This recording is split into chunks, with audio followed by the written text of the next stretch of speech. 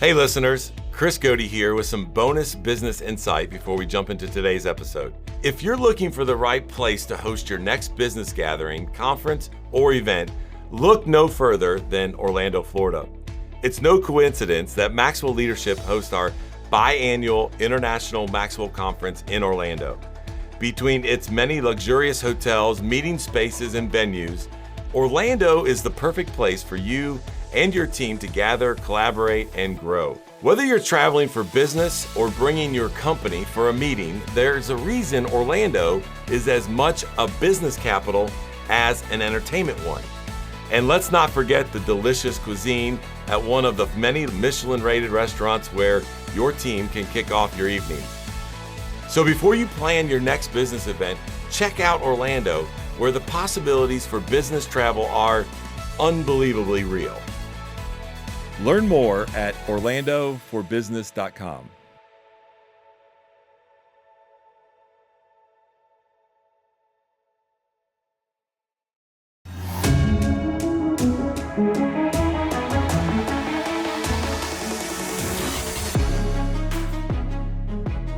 Welcome to the Maxwell Leadership Executive Podcast, where our goal is to help you increase your reputation as a leader, your ability to influence others, and your ability to fully engage your team to deliver remarkable results.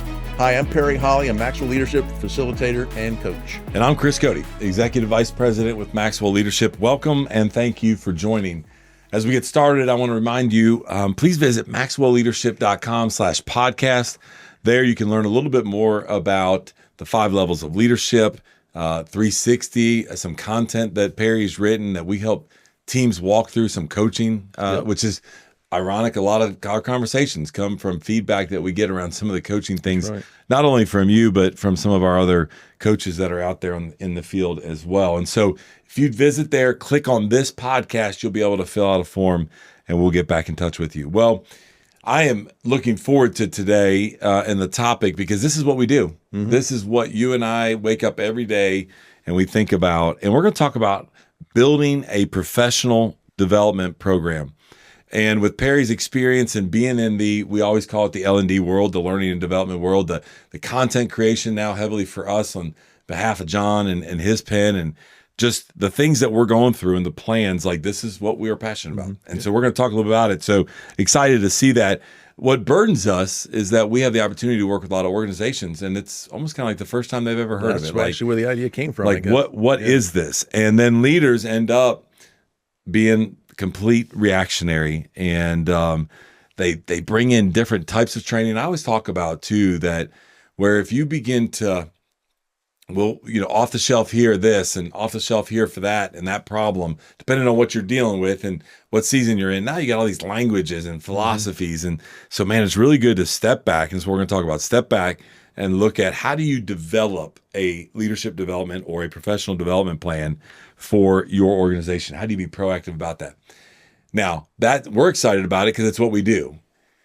But we've talked about this before too, especially with the millennials and the Gen Zs. When you look at the top 5 reasons on why they're picking organizations, the number 2 reason is what is the career development and growth opportunity for me in that organization.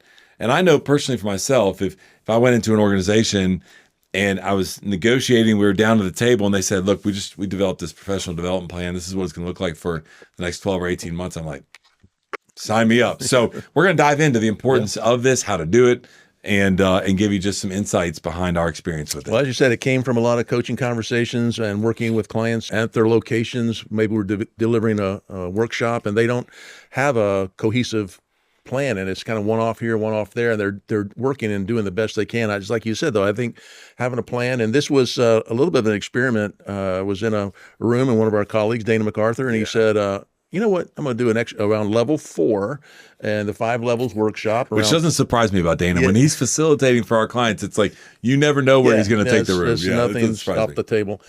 He just asked the audience to, at their tables, you're being tasked with developing your own personal professional development program for your either department, for your company, for your team, whatever your group is. What would you want to have in it? What's it? Why is it important to the team? What are the components? What are the key principles you want to offer? That type of thing. And so I'm kind of rolling my eyes a little bit, but then it got so energetic, and people really coming just really out of their shoes with ideas and what they would do. And I thought, okay, he's on to something here. Yeah, and I love then that.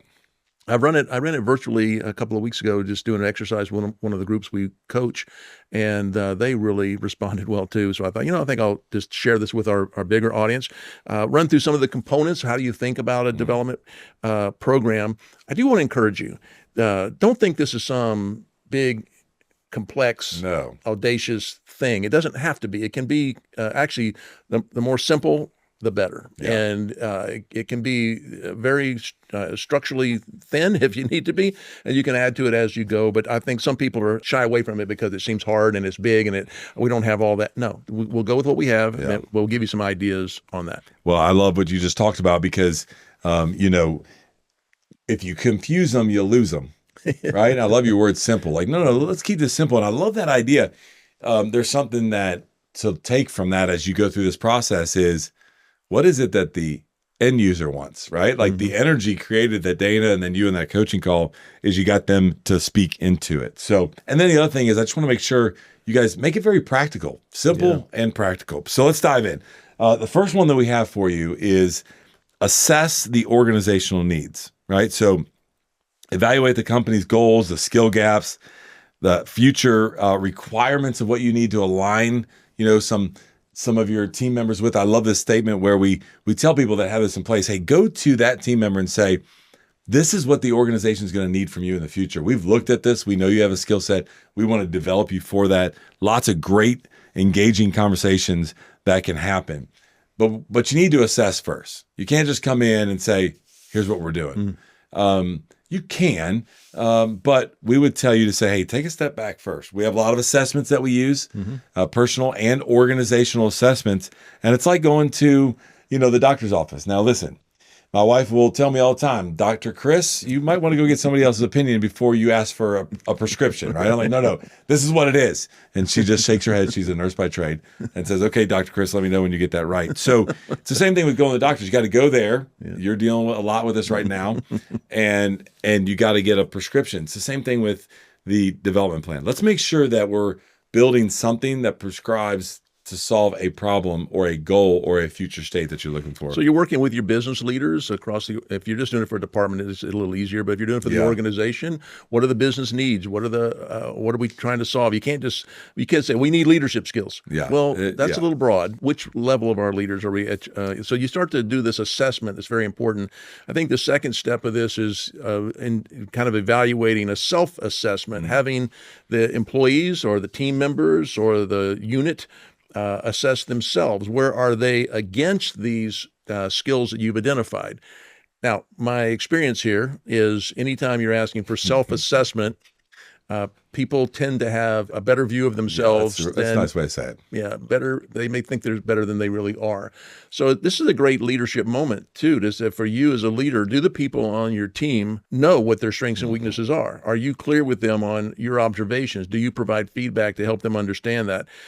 This is a real opportunity for you to step up to say, we're going to be going into this leadership development or this any development in your organization. Here's the plan for you. It's a great opportunity for you to lead by helping people identify gaps. And I love that we can train to the gaps. That's what the whole thing's about. But if you assess, like you said, step one, these are the skill needs we have to go into the future that we want.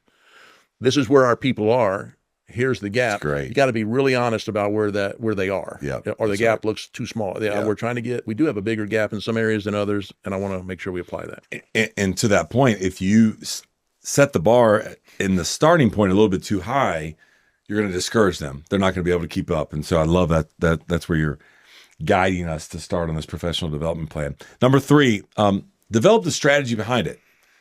What does that look like? What's the plan? What are the activities? How much coaching is involved? What are the courses? How do people like to learn, right? Mm-hmm. We often ask the question when we're talking with organizations is, how do your people want to absorb content? Right? What does that look like? Do you want it to be in person? Do you want it to be virtual? Do you want it to be? And so I want you to just step back and think about that. What is that strategy? What does that look like? How are we going to roll out this development plan. And then I want to set proper expectations for you. And this goes back to John's law of the process and the 21 laws. Hey, it's not going to fix itself in 15 days. We send Perry in sometimes, and well, he can fix some people in about 24 hours. But it is a process, and it is going to happen daily, not in a day. And I think really that's one of the main reasons that we've seen such a high demand in the follow-up coaching process from some of our trainings, whether it's in the group or the one-on-one, because they know that it's a process. So develop a strategy and just make sure that you give enough time to work itself out. And this is such an important step, is if you assess the skills that our organization or group needs, we've assessed where we are, we've identified the gap. Now, how are we going to do that?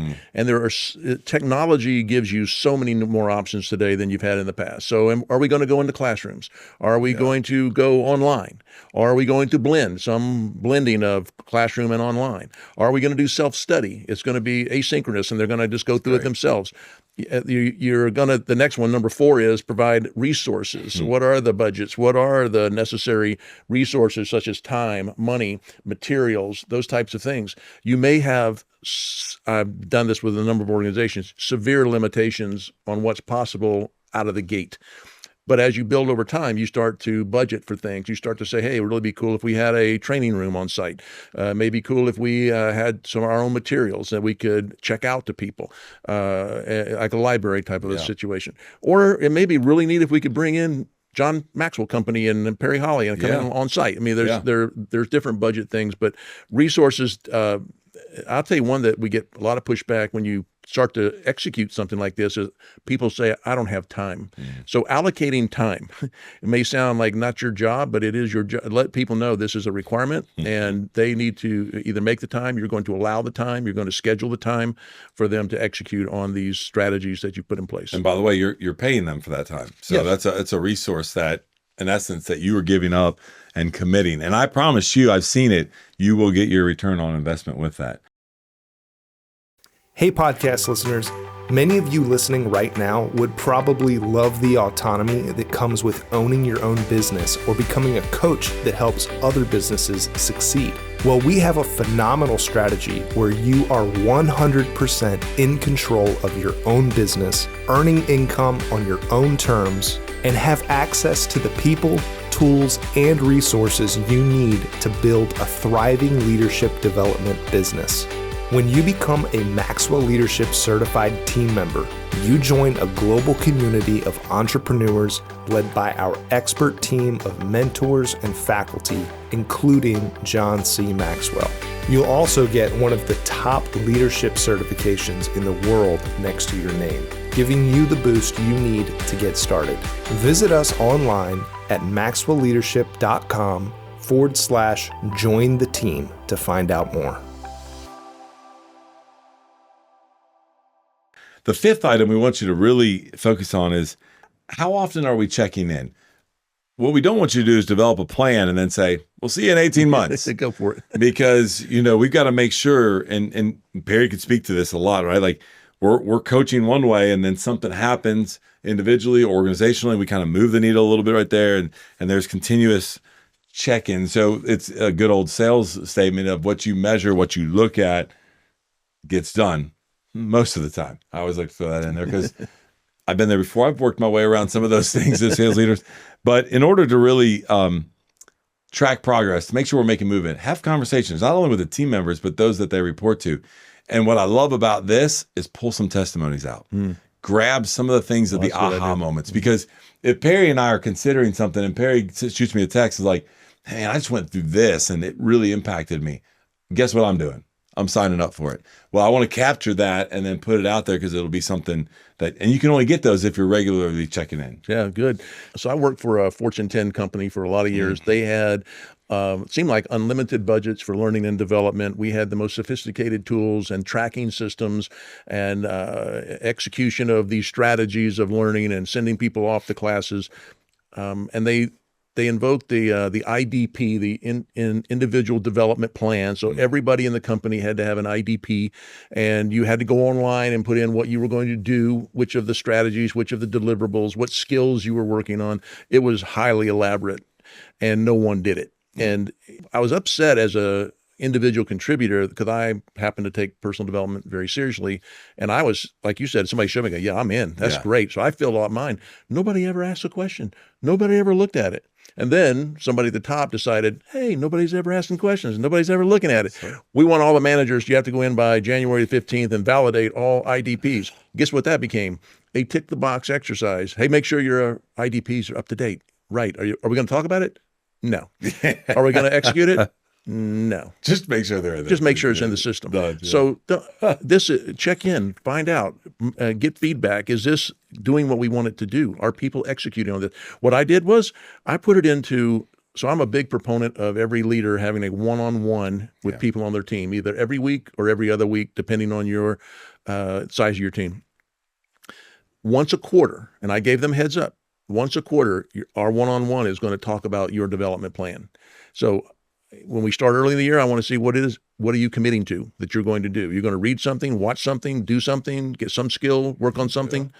And then you're going to file that. I'm going to see that. And then I'm going to ask you once a quarter, where are you with that? How are you doing? What else do you need to do? How can I help? And it's really a 15-minute. I didn't even use the whole one-on-one. I just, for the first 10, 15 minutes, we're going to talk about your personal development plan. What are you doing? That's good. How's it working? And guess what? People started doing it. Yeah. They started saying, well, wow, he's asking questions. It must be important. And that's another great leader concept right there. The questions you ask tell people what's important to you. Yeah. So if you're not asking, they're not doing it. And if you're asking, they're going to find out that that's a big deal. I said number 6 was reward and recognize progress. So it's a little kind of playing on that, but it is, celebrating achievements, letting people know that you got, matter of fact, if there are certifications or qualifications or ramifications involved, let people know that they got a certificate, or let people know that others are doing it. Like you said, when you see others begin to buy in and get that, hey, I want to be a part of what's going on. Becomes contagious. Right. Building off this same theme, we want to make sure that you are working towards a continuous improvement, right? So this is something to where, again, it's a process, it's over time. We often say, hey, we want to take you on a leadership journey. What does that look like? It's not just one stop, right? And so you go through, make it part of your performance review. I love Perry's idea right there. He just gave you in a minute. Hey, dedicate one of your one-on-ones a quarter, the first part of it, to say, let's talk about this. Where are you at? What is going on? And then that way you can make some adjustments. Maybe the individual got a promotion, or they're struggling with something, or something came up that you can help adjust and make all of that. But the only way you can do that is if you're continually looking at it and making sure that we're improving the plan. The idea of feedback and evaluation of the program, of what you're doing, we're kind of an AAR, an after action review, to say, how are we doing with this? The aspects. Are we clear about what the skills are that we need to have in our organization? Are we honest about the gaps that we have? Are we allocating resources appropriately? Do we need more of this or less of that? The only way you can do that is honest feedback and evaluation. And the team has to be really looking at each other to say, this is what's working, this is what's not. What I have found is once you get on this journey, you start to see such positive results from the attitude and outlook of the team. People begin to realize that, as John tells us, growth does not happen by accident. Yeah. You have to be intentional about these things. And I just love this idea of setting up a program, keep it simple in the beginning, figure out what you need, what the gap, how to get there, resources we can get over time.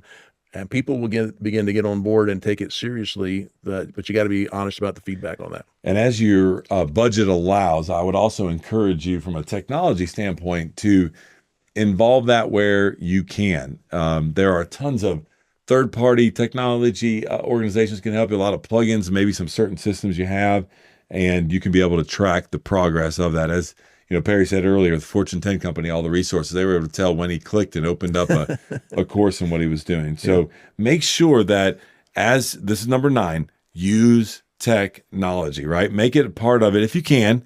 Like Perry said, maybe you need to start small, but know that you're going to be able to track and print reports and progress just like you do your financial reports. You can make it as important as your financial reports of what's going on inside your development plans, and you can use technology to be able to do that. You can get very creative using technology and using other resources. I've heard us on this podcast recommend many times about, I was on a call this morning with a guy. He said, I talk about it all the time. He said, I'm going to do something you told me. I go, oh, hey, thank you. Fell off my it was chair, a year later. Yeah, like 12 calls later. Yeah, it was a long time. But he said, I'm going to do a book club. As part of our development project, we're going to go through a book together. I said, great. Fantastic. It's a start, laying breadcrumbs to telling people that we're going to develop ourselves. I will just mention, before I turn it back to you to close, is that I've seen some challenges to these. It's kind of the three biggest challenges I've seen, and we mentioned them a little bit, but not dedicating the time and being inconsistent. So if you say we're starting a program and then they don't hear from you for a month, and they say we're going to put this out, and then they don't hear from you for a quarter, that it needs to be a drumbeat. Yeah. It needs to be a constant, and that inconsistency will tell people you're not serious. Right. And they'll say, well, I'm not going to put the time on that because nobody else is doing that. Lack of self-awareness, I mentioned that earlier, but helping people become more self-aware of their actual strengths and weaknesses, helping them find their gaps. And that's what we're really doing. We're trying to fill gaps, help you to grow, to be more effective in the work that you do. And then just overall resistance to change. It says, you want me to do what? And now we're starting something that brand new, and why are we doing this? I don't have time for this. It really is, change can be a big obstacle sometimes, but if you're serious and tell people the real reason why, they'll usually find it's really for them. It's to help them be better. 100% it is for them. And that's how I'm going to kind of wrap up today. It's back to where we started, where we talked about how do you differentiate your organization and your team from other opportunities that are out there? Because by the way, the great talent out there, they have options. Okay. And so how do you do that? You got to have a really good culture. I mentioned the survey that we were talking about just a minute ago about why are the millennials and Gen Z, why are they choosing certain organizations? Number one, company culture and values. If you're intentional about a development plan, to your point, no matter what it looks like to start with, you have one, then I promise you that's going to have a direct effect on the culture of your organization. And when you take care of the culture, the production's going to follow. We know that, right? You and I talk about that all the time. And then secondly is, man, how do I then align this development plan with where Perry wants to go, where that team member wants to go? And how do I make them a part of that process and then present that to them? Because if you can do that, that'll be another differentiator as you're looking for talent in the marketplace. So this is super important to the bottom line. A lot of people don't understand that. Yep. I think it's also super important to the attraction of talent, the retention of talent, yes, like all of those things. And so this may have seemed like, well, that was a boring 9 points from Perry and Chris, right? But it's simple, okay, but it's not easy to do. So make sure that you, to Perry's point, consistently do it and roll it out. And I think it'll have a huge impact in the culture and the bottom line of your organization. And if you, I was just on a call the other day and I asked, what's your biggest challenge? You said, motivation. People aren't motivated. I go, well, okay, that's a big word, but I will spare you all the other details. But one of the key things Daniel Pink found in the book Drive and his research on motivation was that a real intrinsic driver of motivation is mastery. Am I getting better at what I'm doing? And that will make people get out of bed in the morning. That make them want to be. There's some other components, but that was one of three that says, and I think if I'm in an organization that doesn't really care about my growth, I don't know if I have a future here. I don't see the plan or the path that's there. You can do it, like you said, retain top talent, attract top talent, because we're developing top talent. Yeah, it's a big deal to do that. So if you want those 9 things, I don't think they were boring. Thanks for bringing that up. But you can do. What's that sound? It sounds Chris backing the bus up over Perry a second time. You can go to maxwellleadership.com/podcast. We have a learner guide there that you can capture these 9 things to think about your development program. You can also see our other offerings or the other podcasts in our family of podcast offerings. You can also leave a comment and a question there, which we love to hear from you. And we're very grateful you'd spend this time with us. That's all today from the Maxwell Leadership Executive Podcast.